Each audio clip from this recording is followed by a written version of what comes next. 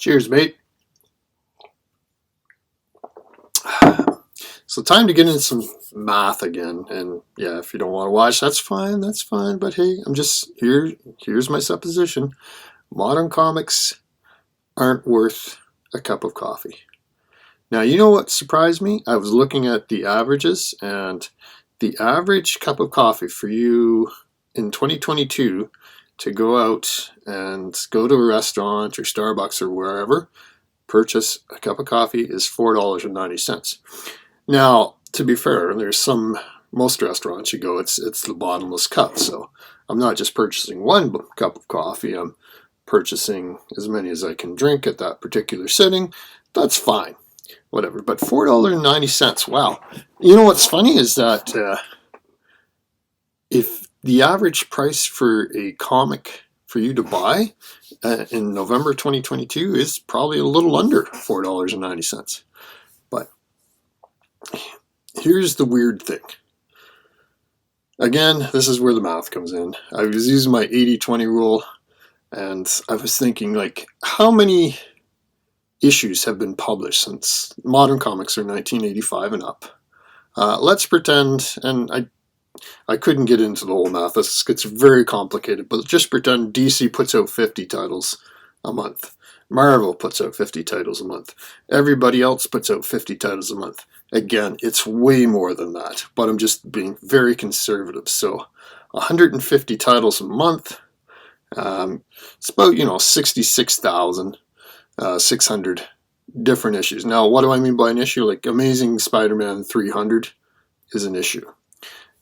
Here's the problem. Variants kind of gum that up now, because if you look at the most valuable modern comics, really, I would say 3 of the 4 are variants.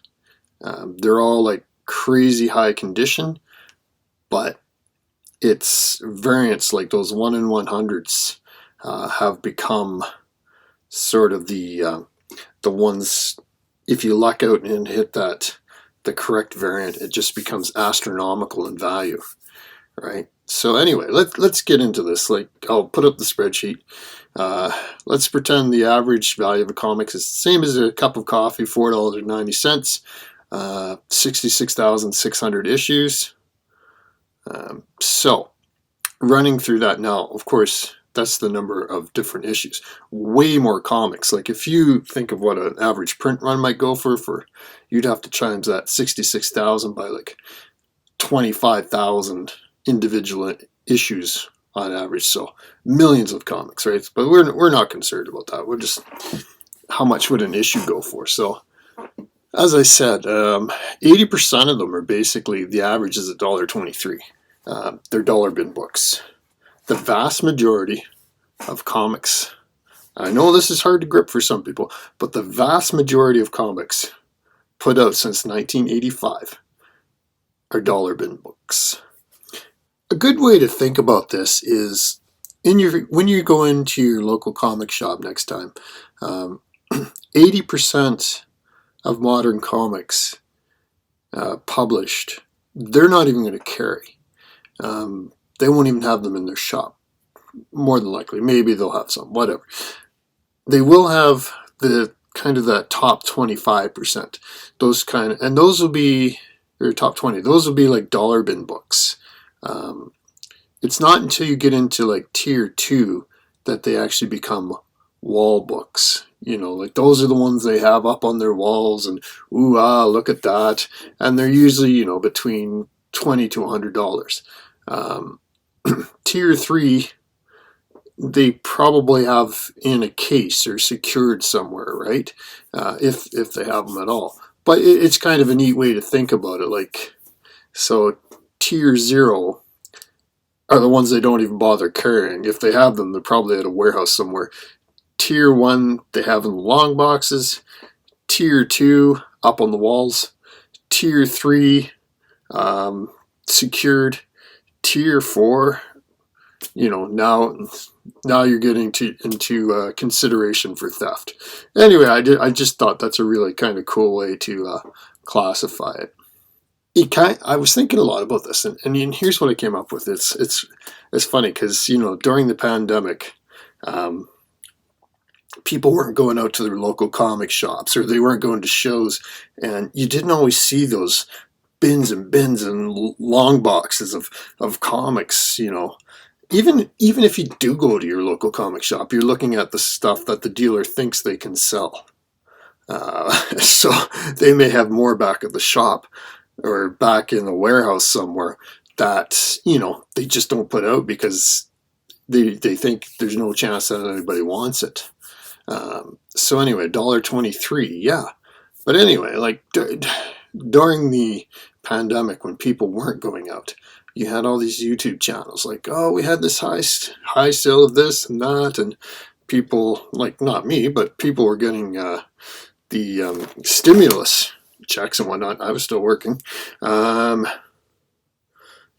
and it's like they drove up these values, and you just saw the highs, and everybody forgot about you know, the vast, huge, hundreds of thousands, millions of comics that are basically, like dollar bin books out there. And here's the other thing, like, for you to take your collection of modern comics in, unless you're that person that just buys nothing but straight keys, you're getting pennies on the dollar. Like, you'll be lucky to get $1.23 from a comic shop.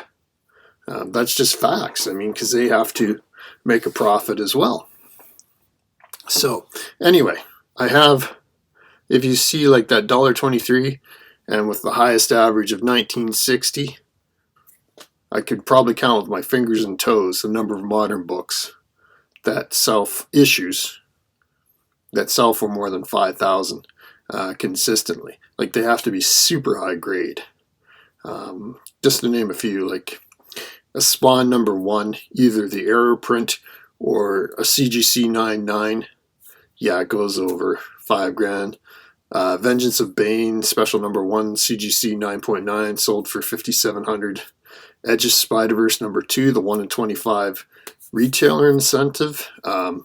Super high grade will go for $6,000. Wolverine #1, J. Scott Deadpool variant, just sold for $6,500. Again, super high grade. Very few books break that $5,000 mark in the modern setting. Some are, as inflation drives up the cost of a cup of coffee, I guess it also affects comics. There you go. I'm sure there's a metric in there somewhere. Anyway, what's interesting is the books that have broken, like, to hit the tier 6. And according to like my cup of coffee analysis here, you would have, and using 66,600, you would have about 4 books, which is actually pretty close, that would break that sort of $20,000 range. It would be like The Walking Dead CGC 99, just broke it. I gave it the benefit of the doubt at $20K. Amazing Spider-Man 300 CGC 99, $30,000. Ultimate Fallout #4, Drzevic variant. Again, I think that was 9.8 or even higher, $30,000.